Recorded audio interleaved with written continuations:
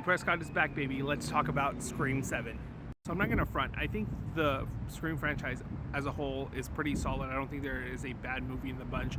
I do think there are weaker entries, but for the most part, they are fun. They are entertaining and very tongue-in-cheek with their meta comedy. And I will say that Scream 7 as a whole is not bad, but it is definitely the weakest in the franchise to this day. Starts off really strong. I think there are great elements of throwbacks and a nostalgia bomb, especially for the fans. I think this movie was more so made for the fans, especially since they didn't know what to do with the franchise after the firing of Melissa Barrera and Jenna Ortega dropping out of the project because of that.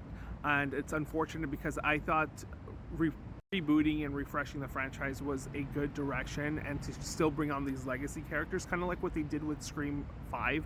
I thought that was where the franchise was going to be headed, and I thought it was going to do a good job with that. But unfortunately, the studio decided to fire Melissa Barrera for speaking out against atrocities, and we came with this film that was probably reworked together several times. It does seem to have lost a little bit of its meta humor going into this iteration of the franchise. I don't think it's as tongue-in-cheek as it has been before. At a point, I do feel like this entry kind of becomes a parody, or what the Scream franchise is usually making fun of or critiquing throughout their franchises. I do like how they brought back some of the legacy characters. I thought that was an interesting way to do it and kind of make it interesting and seeing which direction the film was going to be headed. Bringing back Neve Campbell is amazing. I think she's great. She's the heart and soul of the franchise, and her addition really did make this a better experience. And bringing her daughter into it, I thought that was a proper direction to head into.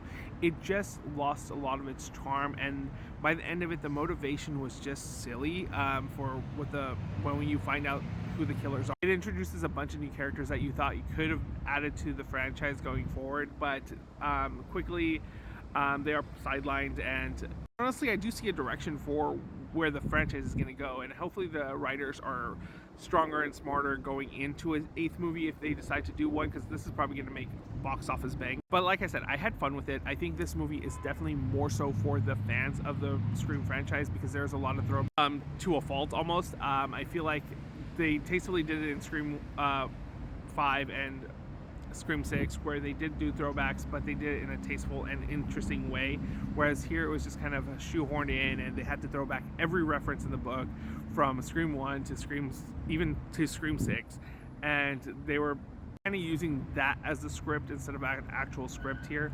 But again, I think the kills are really gruesome in here. I think this is probably the most violent of the iterations. And again, I don't think this is a bad movie. I think it's just a very messy movie with last-minute writing and last-minute redos. And definitely probably not the direction that the franchise wanted to go with.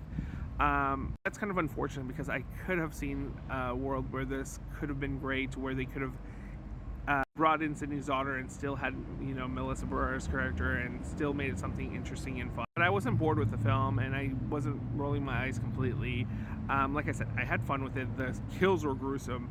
I think Neve Campbell is great, and the rest of the cast is good, and some of the throwbacks were good and fun and interesting.